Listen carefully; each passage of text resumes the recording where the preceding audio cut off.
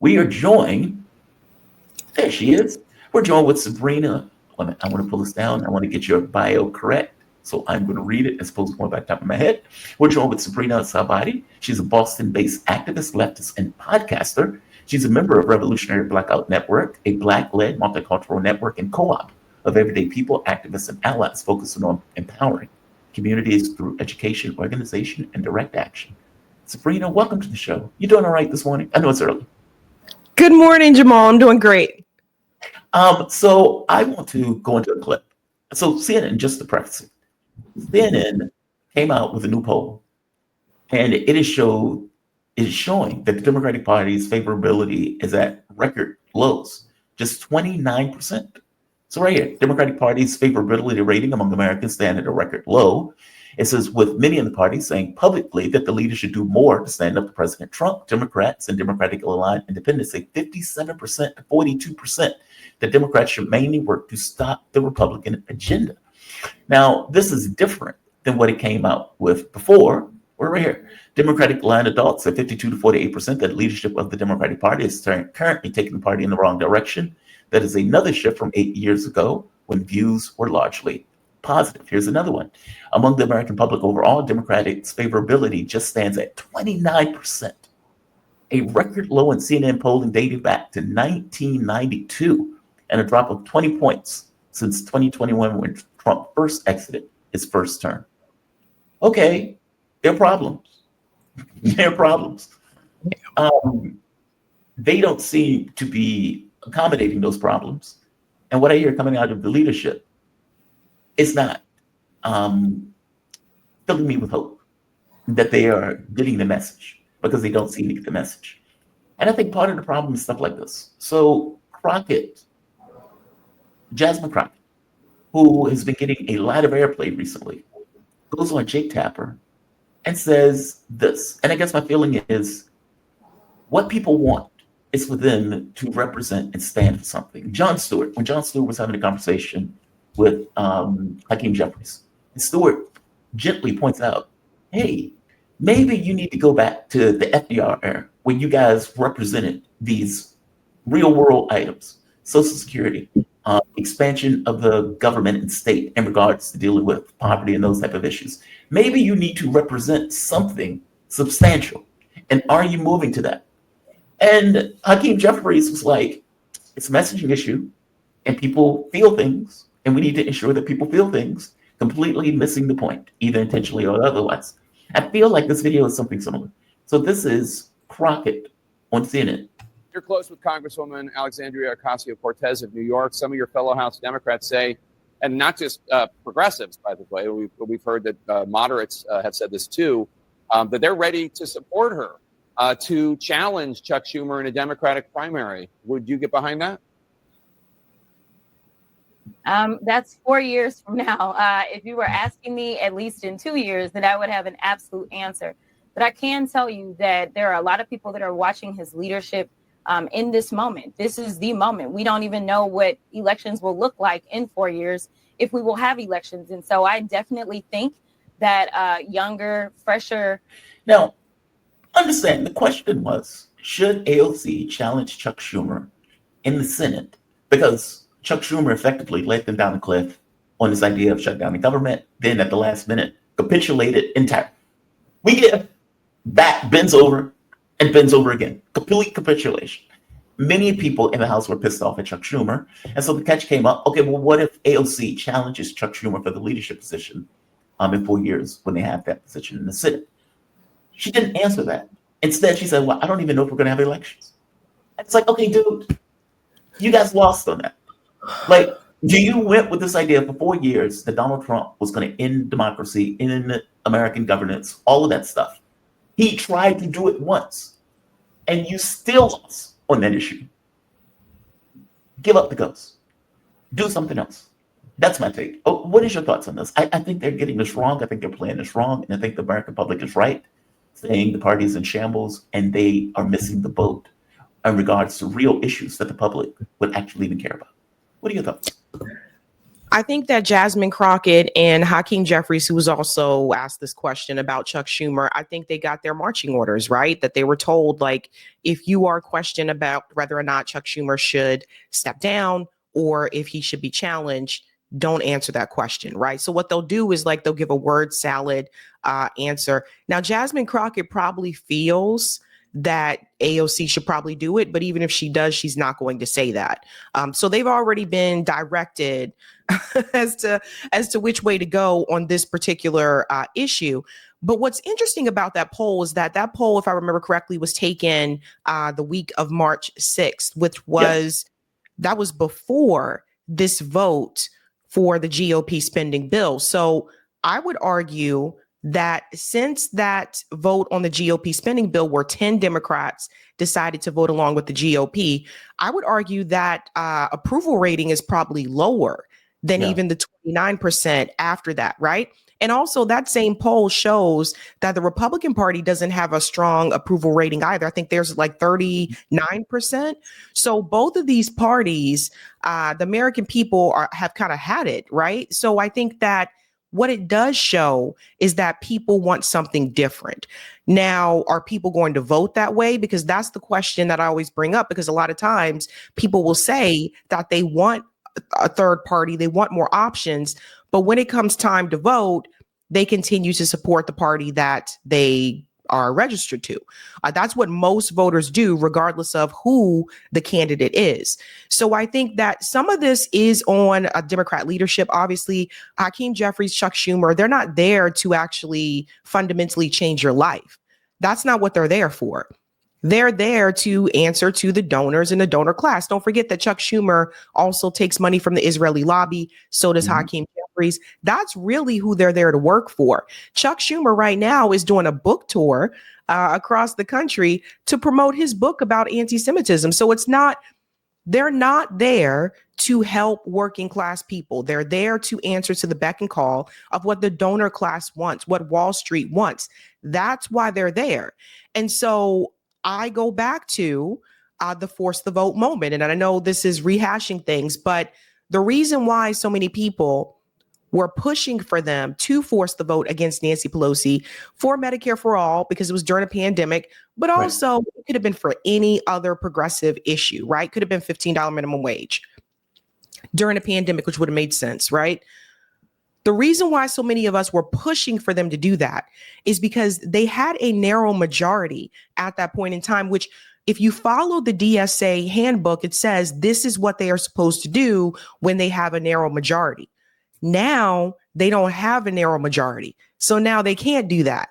And now they're either stuck or they're going to resign. Most of them, I would say, are obviously not going to choose to resign. They're just going to go along with what Democrat leadership wants. Some of them may be vocal about it, but they're not going to risk losing their seat, especially after what they saw happen to Cori Bush and Jamal Bowman. So people really have to understand this. The politicians are not there to serve you, even though you're their constituents. They are there to serve the donor class, including the ones that are grassroots campaigns. They have to go along with Democrat leadership. If they don't, they'll lose their seat as well. So it's a party issue, but it's a bipartisan issue because both parties answer to Wall Street. So if people really want this to change, and I've said before, you really have to get corporate money out of electoral politics. We really need to have free elections in this country as they do in some other countries. But until that happens, I really don't see any changing of the Democratic Party. Oh, you've gone in several fascinating directions, and all of them are tied together, and I want to hit it on it. Yes, corporate money out of elections. So 90% of the elections are won by the side with the most cash. That sucks because that is not even a political party at that point. That's just who gets the most money. 9 times out of 10, that person is going to win. So right after that, this whole idea that these are fighting ideas. Okay, that doesn't look that way if 90% is the number. The other part, AOC is fascinating to me on this issue. When AOC got elected, AOC was like, we got to primary some folks. Do you remember that? When she first got in, we got to primary some folks. If I'm going to get my agenda accomplished, I need to get some of these dinosaurs out of office. And the Democratic Party said, okay, not only are you not going to do that, anybody that does that, we will effectively blackball them from the DSCC and the DCCC. So if you're going to do this, you are going to be blacklisted from the Democratic Party organs. All right. Now, this was only, though, for people like AOC that overturned the election of one of their main people that was in power.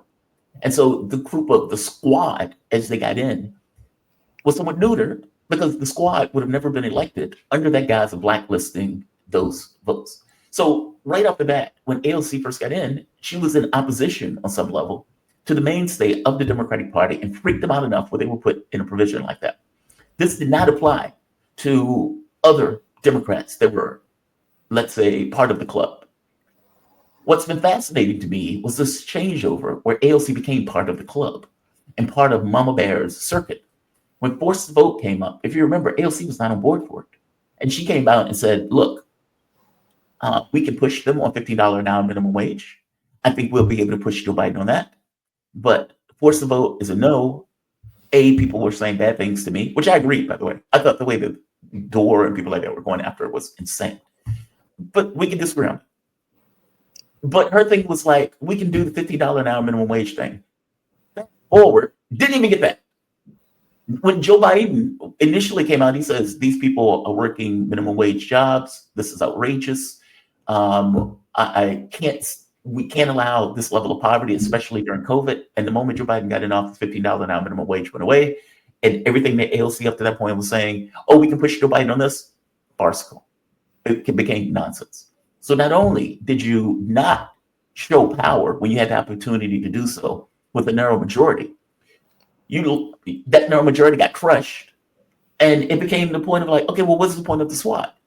You had political power to do something, and you didn't do anything. Even if you would have done with the force the vote option, it would have at the very least showed political power, that you had the ability to put out a demand and push leadership for it or crash their capability. Look, it's not about just having the ability to do something. It's also having the ability to stop somebody else from doing something. My ability to kill your legislative agenda means that I have some level of clout and power that I can use to get my agenda accomplished, even if I only have certain members in order to kill your thing. They didn't want to use it. They never want to use it. $15 an hour minimum wage. That was something she brought up. And when it came down to the legislation going back and forth between Democrats and Republicans, where Joe Manchin was saying, well, no, I don't want $15 an hour minimum wage. And you had the votes in the House to force it. Even then, they wouldn't do it. Like, give me your take on that. I said a lot there. I was trying to respond to you, but I'm fascinated with this changeover of AOC, where she starts off as this rebel and eventually gets bent to form to be part of the team. What do you disagree with me on anything I said in that?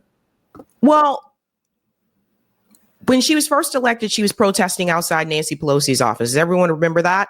Right. Mm-hmm. So that was before she had the talk, right? That was before Nancy Pelosi and other members of Dem leadership had a sit-down talk with her, which from what I understand has been happening with new Congress members. You're not going to change anything. You're not going to rock the boat. You're not going to come in here and have some type of, progressive takeover, which is what Justice Democrats was described as, like a hostile takeover of the Democratic Party. That's not going to happen here. So here's the thing. It's a mafia. This is why I continue to say it's a cult. If you don't get in line with it, then they'll oust you, right? They'll get rid of you.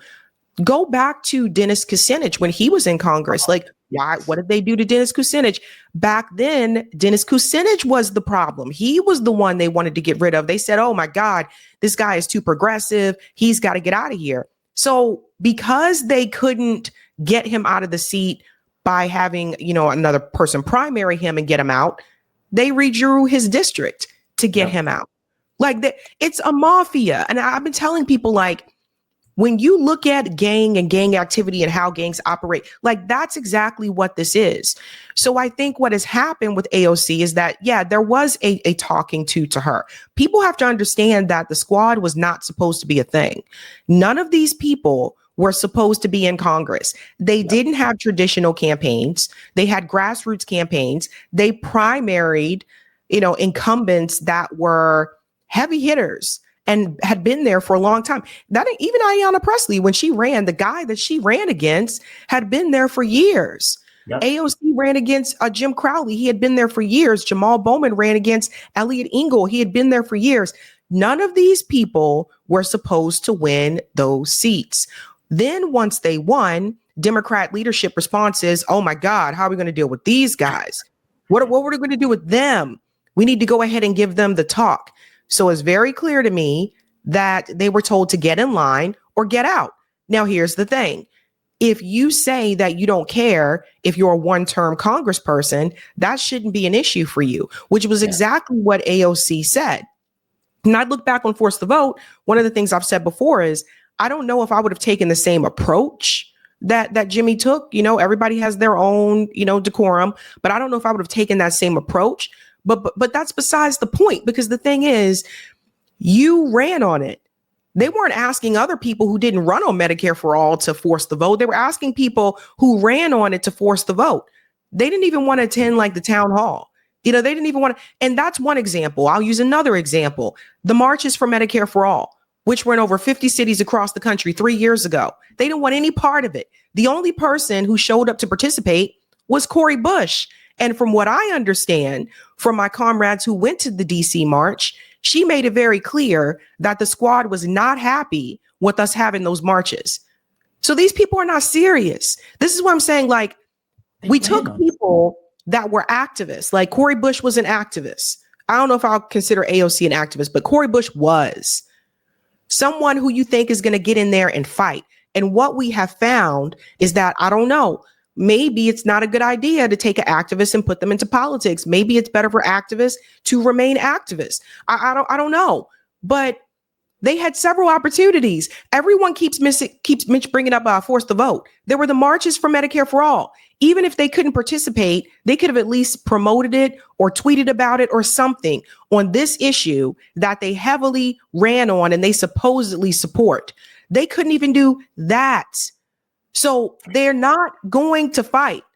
And the only reason now AOC is speaking up and you see more of them speaking up is because Republicans are in power. People need to remember, when Justice Democrats started, that was after Trump won. That wasn't during the Obama years. It wasn't after Biden won. It was after a Republican won. So when they got into office, obviously they were very vocal, like, we're going to impeach him. Rashida Tlaib said that. They sounded like they were going to be fighters, but they were talking about fighting against the Republicans. They weren't talking about fighting against the corporate establishment Democrats, which is what the assignment was. That's what Justice Democrats was. So now I'm hearing all these people on social media say, we need a left Tea Party. You had a left Tea Party. That's what the Justice Democrats was. Why all of a sudden people just don't remember? They don't remember this. They just totally just gone over their heads. You had a left Tea Party. That was Justice Democrats, and they failed the assignment. I think it's very difficult for, I often say, if I was in political power, like let's say if I ran for office with my same idea of things now, how would that work? Okay, well, you need to get money. Okay, where are you getting the money from? And are the things that you want to push going to be paid for? Meaning, are people going to give me money if I'm trying to get Medicare for All? Or are people going to give money if I'm trying to increase the minimum wage? Especially if the people I'm trying to get money from are rich. They may believe that they need to work between the lines once they get into office. And I guess your point is, that's not why you were there. You were an activist that was pushing against a political party to get things accomplished. You got into the political party and then got bent into form like everybody else. Basically, you can't change the monolithic party space. That seems to be what that tells me with all of them. It is astonishing to me that people who ran on Medicare for All couldn't find it in themselves to back Medicare for All. And the reason I say that is Sanders was kind of the outgrowth of all of these groups of Justice Democrats, of all of these Democrats and the funding model that they were running with, getting money from random people as opposed to getting money from the rich. That's how they got in office. That's how they were able to beat those other Democrats. I agree with you fully. The idea that they couldn't find it in themselves to support it is astonishing. And I guess the only thing that I can come up with is the party is saying, don't push it. Don't do it. We don't want you to push it. We don't want you to advocate for it. Gaza is another really good example where you have the mainstay of the party saying this is a genocide. We don't like this. You have people like me, like yourself, and many others saying this is a genocide. We don't like this. And they couldn't even be bothered to bring up a Palestinian on stage at the DNC convention. Kamala Harris's campaign effectively said, don't talk to these people who are pushing on the issue of Gaza. And so you have the party wanting something with the leadership completely saying this is off the table for conversation. I would even go so far as to say people like Jordan Reed, when we were having this conversation, got fired for that issue. Because again, it's a criticism of the Democratic Party in the way that the party is effectively operating and policies that the policy has. They didn't want Medicare for all. Joe Biden even said it. If it passed Congress, I would veto it, which gives you the sense of where the political party is in relation to where other people, ideally, like the AOCs of the world were, or the Clara Bushes of the world were, in regards to this particular policy. Oh, like, why do you think it's that way? Like, do you think it's a monolithic organization that can't be changed? So even if you have activists that are raiding the party in the way of a Bernie Sanders way, and the way that he seems to think that can take place, that this is just a no-go. The party doesn't function that way. You can't change something that is not meant to be an instrument to do these things. Is that your thought? Like, what's your thinking on that transition from we're an activist and we want these things to we got to play between the lines? I don't think people realize just how much big money controls electoral politics. And for example, this is why I don't believe the party is going to change. Even though you have some politicians in Congress that ran grassroots campaigns, the party itself and most of the politicians belong to big money interests. And I'll give a more recent example. You brought up Gaza, right? How many congressmen don't take money from AIPAC or J Street or some Israeli lobby group? So that in itself is going to be a problem. I don't think people realize that nowadays, a lot of times these bills are written by lobby interest groups, not by the politicians. They control everything. And so that's why I say I don't believe that the party can change unless you got big money out of electoral politics. I just don't see that happening. That's why I advocate for people moving towards something else, right? Whether it's organizing, whether it's mutual aid, whether it's third parties, the system has to be broken. And there's different ways that you can do that. So when people say third parties aren't viable, that's not the only way that you can break the system. And I think if you look back at the history of the Black Panthers, you will see how they were able to break that system, how they were able to help people in their community without trying to do it through electoral politics or relying on the government. There are different ways to do that. The problem is a lot of people don't want to do that because that's not sexy. That's not attractive.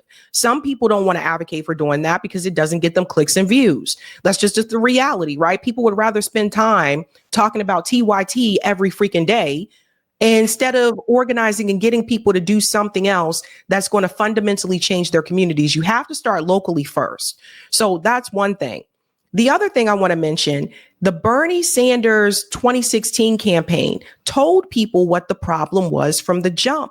What did Bernie Sanders tell you? The billionaires, the corruption, the oligarchy, the corporate elite.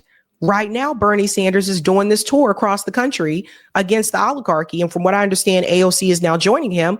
But I call BS on that tour, because how are you calling out the oligarchy in the Republican Party, but you're not calling out the oligarchy in the Democratic Party, as if the Democratic Party doesn't take billionaire money too? They do, right? So that whole tour is to get people in those districts that Biden won and Kamala lost to come back to the Democratic Party. That's all that it is.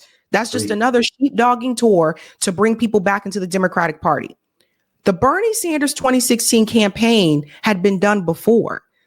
And this is something I think younger people may not be aware of. Jesse Jackson ran that campaign. Yep. The only difference is Jesse Jackson included reparations as a part of his campaign, unlike Bernie Sanders. But Jesse Jackson ran that same campaign. This is why I tell people there's nothing new. If you look back in history, a lot of times these things have already been done before. So the Bernie movement, it was basically a copycat of sorts of the Jesse Jackson presidential campaign. And a lot of people will tell you they thought that, Jesse Jackson was right back then. This has been done before, folks. So this is like since the 80s. People have been talking about this. People have been running on this. It is 2025. And people are still trying to tell you just to continue to go along with this process, right?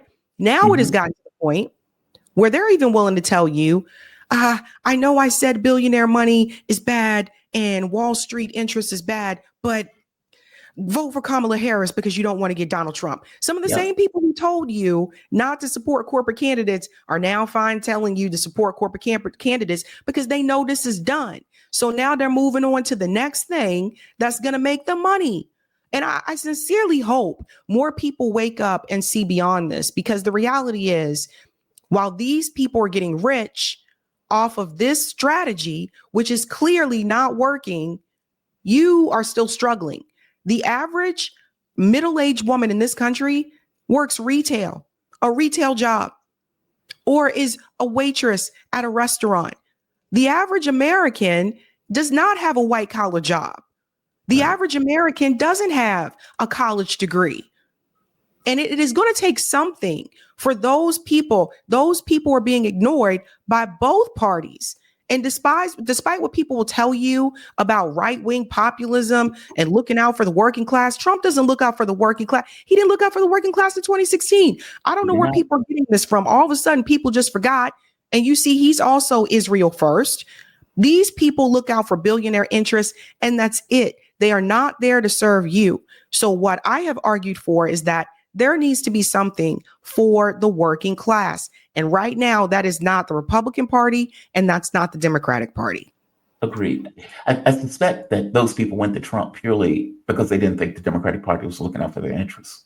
And no, he is not either. I don't know why they would think a billionaire is going to be looking out for middle class interests. I just don't understand the premise of it, whether it's Musk or, for that matter, whether it's Trump.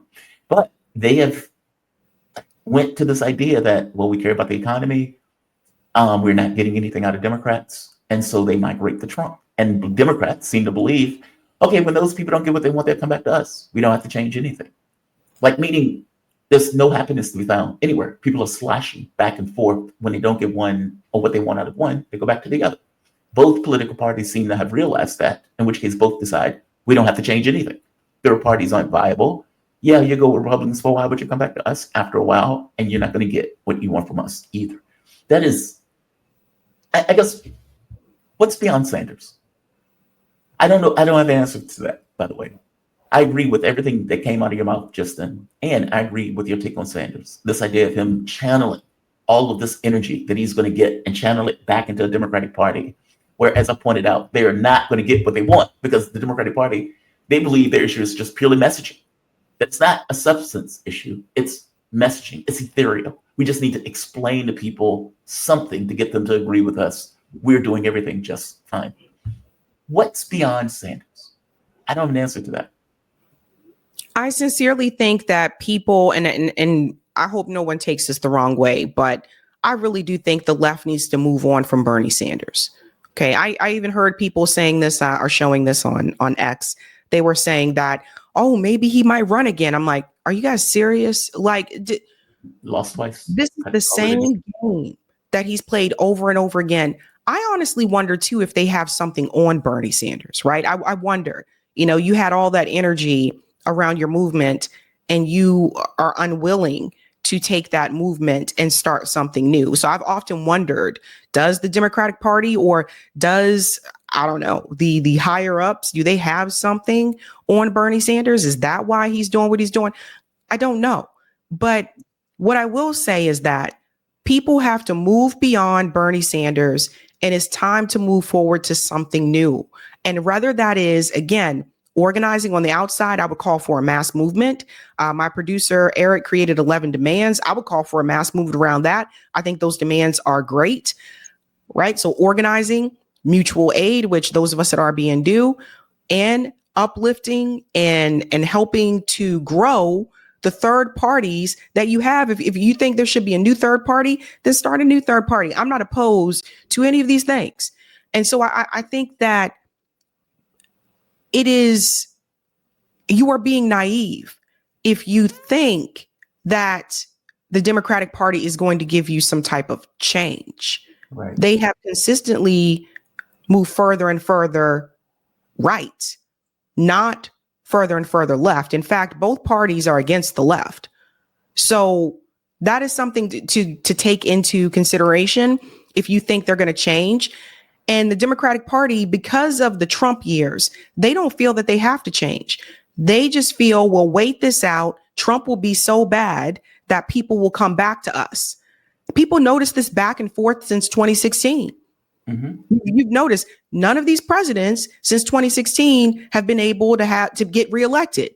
Not Trump, not Joe Biden, or the Kamala coming in, whatever. Both of these parties have not had 2 presidential cycles in a row, which was different from what we saw before, right? Mm-hmm. And also, some of the blame goes back to Barack Obama. The reason how we were able to get a Donald Trump for president to begin with is because Barack Obama, who ran on hope and change, and also was talking about universal health care at that point, did not fulfill his campaign promises and continued to let down the working class. I still remember when he went to Flint, Michigan, and he pretended to drink the dirty water. Like, there's a number of things that we can point to under Barack Obama's presidency, where I would say it was his presidency that gave us a Donald Trump. And that's why a lot of people not even really feeling Obama like that anymore now. He can't even get people energized to come out and support the Democrat presidential candidate anymore like he used to be able to do. He was able to do that for Biden. That did not happen this time around. So I think people have had enough. So I think the Democratic Party, if they really want to win, they have to move to the left, not to the right. And they have to adopt a working class agenda. I would also say they need to have a Black agenda, because there's been an agenda for almost every other group, but they refuse to have an agenda specifically for Black Americans in this country. And I would also say those who are descendants of slavery in this country, they refuse to do it, but you can come up with an agenda for every other group. There are a number of things that need to happen. The Democratic Party also needs to accept the fact they continue to mention that the Latino vote moved towards the Republican Party and that younger people were moving towards the Republican Party this time around. Black people stayed home. Yes. And they're not talking about this. Since Barack Obama's presidencies, the Black vote has continued to decline in the Democratic Party. And that was even under Kamala Harris. And they don't want to talk about it. They don't want to bring up that number. And that should give people alarms. A lot of Black people that I know stayed home. They are tired of coming out to vote and stand in line for hours for these people who are not going to do anything for the community. So at this point, they just feel as though it's not worth it. What the Democratic Party is also doing wrong is blaming the voters. You should never blame the voters for not coming out to support your candidate. It is on the candidate to convince the voters that they are actually going to help improve their lives. Kamala Harris didn't do that. And I think we can go back to a number of interviews that she had where she made it very clear that she wouldn't be any different from Joe Biden, right? Now it's being reported that a leaked conversation has come out via The Hill that Joe Biden told her when he handed it over to her not to have any daylight between himself and her, that she was not to distance herself. Now, we can point fingers at Joe Biden all we want to. I would just typically say Joe Biden is an asshole, but that's not a surprise to a lot of you, right? But it is on Kamala Harris to push back and say no. It is on Kamala Harris to have her own agenda and her own platform and not cave to what Biden wanted to protect his legacy. There is no point in breaking a glass ceiling if you were just going to do the beck and call of the people who are right there who came before you. So you ain't really break no ceiling. You fitting just right in. Something to think about. God, I love that. So 2 things. No daylight, kid. It's what he told her. No daylight, kid. Oh, I love that line. I love that line. That line is iconic for how bad it is, right? There is a level of intimacy to the line, but it's fake intimacy. It's like, you're my buddy, you're my friend, but you're not really friends. She's your VP, and your VP needs to actually run in a race. and you're so concerned about your own legacy, the way people see you, you're so insecure about it, that you're effectively chaining her to policies that people didn't like. Meaning Joe Biden was losing a race because people didn't like Joe Biden. And the idea that you're telling her, don't deviate from me at all, don't break away from me, we're going to defend my legacy, et cetera, as opposed to her going out and win the race. Okay, your priorities are missing. Your priorities are wrong in this. You're supposed to win first. How Joe Biden feels about it matters less. I agree with you. Joe Biden is an asshole. So fair enough. I also agree with you with Sanders stuff. I agree. I guess my thing is Sanders didn't run on the issue of reparations.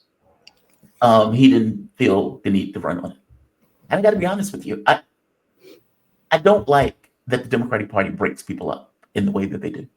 Meaning, I don't like where they say, okay, you're Hispanic. Or they use, or what did they use? The word that Latinos hate. They still use, nevertheless. Latinx?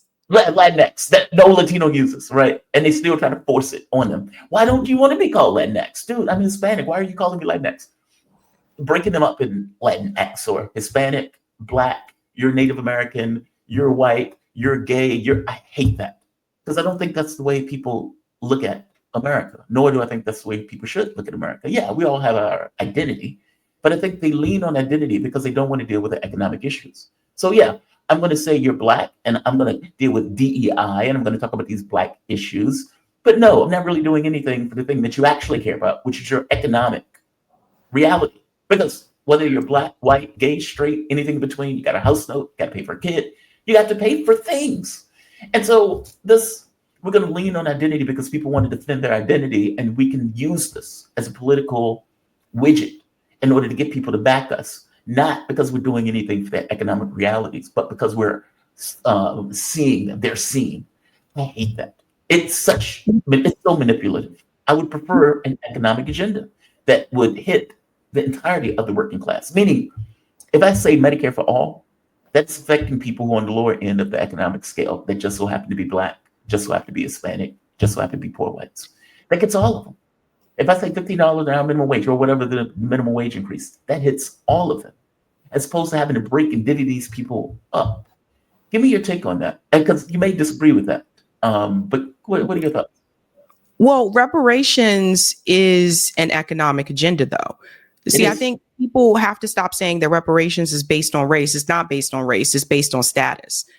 For those who were American descendants of slavery. So it's not, reparations is not for people who are Black. It's for people who are American descendants of slavery. That's very important for people to understand, because that can be overturned by the 14th Amendment. You can't say I'm giving someone reparations because they're Black. So you can't, no, it's just like when the United States government gave reparations to those who were Japanese Americans that were part of the internment camps and their descendants, right? So they were able to do that because that was a status at that point in time.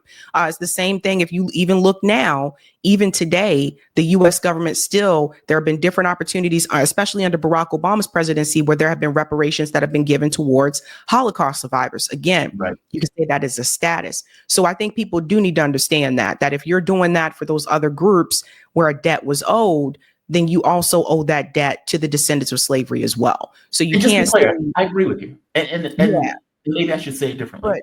But the point that I wanted to say about the economics, what people have to understand is that if reparations, which is a debt that is owed, were paid to American descendants of slavery, that actually would help everybody economically in the country, because that money is going to go right back into the economy, right? Think about it this way. Black people who, again, a lot of us don't have any generational wealth, would now be able to buy homes. That's going to benefit the real estate market, right? More people will be able to go to college if they wanted to and can't right now because of student loans. And I know a lot of people do not want to take on student loan debt. And I understand that from experience. Like, that would go back into the economy and benefit the economy.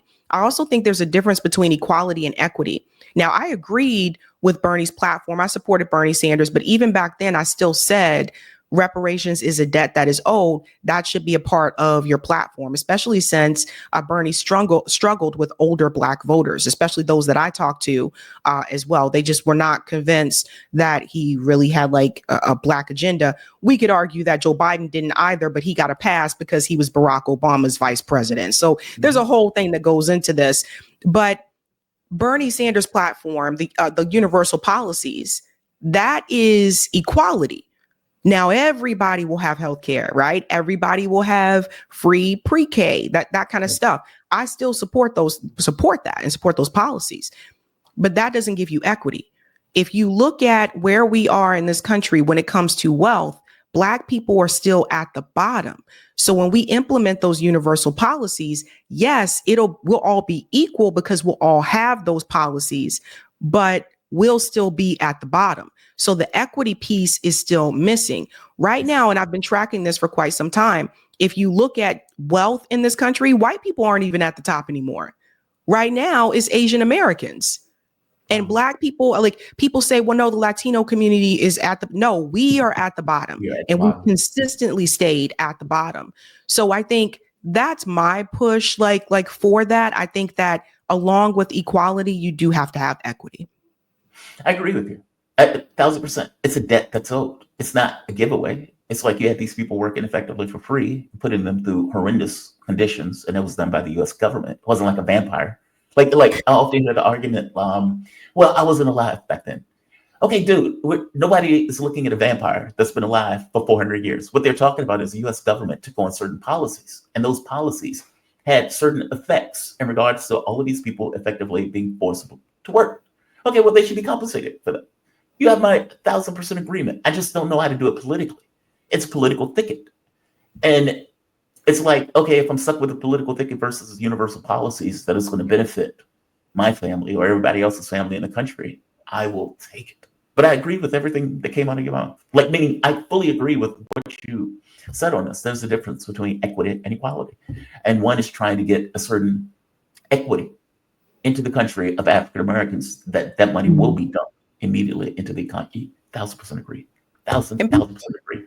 And people have to understand one of the reasons why you'll hear them advocate for some of the other groups is because oftentimes it may not cost money, right? So when the Democratic Party advocates for we have to have rights for LGBTQ community, which I support, that doesn't cost money. Right. People need bolsters identity. Pay attention to. No, I'm sorry. Oh, you're saying that's something people need to pay attention to. Yeah, I agree with you. Yeah. Basically raising those issues as opposed to dealing with economic realities. No, yeah, 1,000% agree. Sabrina, I have deeply appreciated this conversation. I believe I really have. I think there's something fundamentally wrong with our political system. And, I would have people like Daniel Lazare on, and Daniel Lazare is a critic of the U.S. Constitution. He takes it to the Constitution. I think he's right on some level, but I think it goes further into the way that we fund our campaigns, that these people are effectively caught based on cash, and trying to change it on some level seems to have been a fool's errand. I don't quite know how to do it. So I appreciate your commentary on it. Sabrina Salvati. Am I pronouncing that last name correct, by the way? You are. Not many do. I nailed it. I was notorious for killing people's names on the show. Sabrina Salvati. She's a Boston-based activist, leftist, and podcaster. She's a member of the Revolutionary Blackout Network, a Black-led multicultural network and co-op of everyday people, activists, and allies focused on empowering communities through education, organization, and direct action. Sabrina, where can people find you, by the way? Your show is fantastic, by the way. My mom even watches every now and then. Where can people find you? Yeah, you guys can find me on YouTube. My channel is Sabby Sabs, and you can also catch me on Revolutionary Blackout Network with my co-host JB. We host the JB and Sabby show. Very cool. Thank you for this. I really do appreciate it. Thanks, Jamal. Have a good one. She is fantastic, and her show is awesome. Her show is awesome. Check her out on YouTube. Check her out on Twitter. I see her pop up, I believe, at 8 o'clock. I didn't get the time. I should have gotten the time from her. She has a great show. She has a great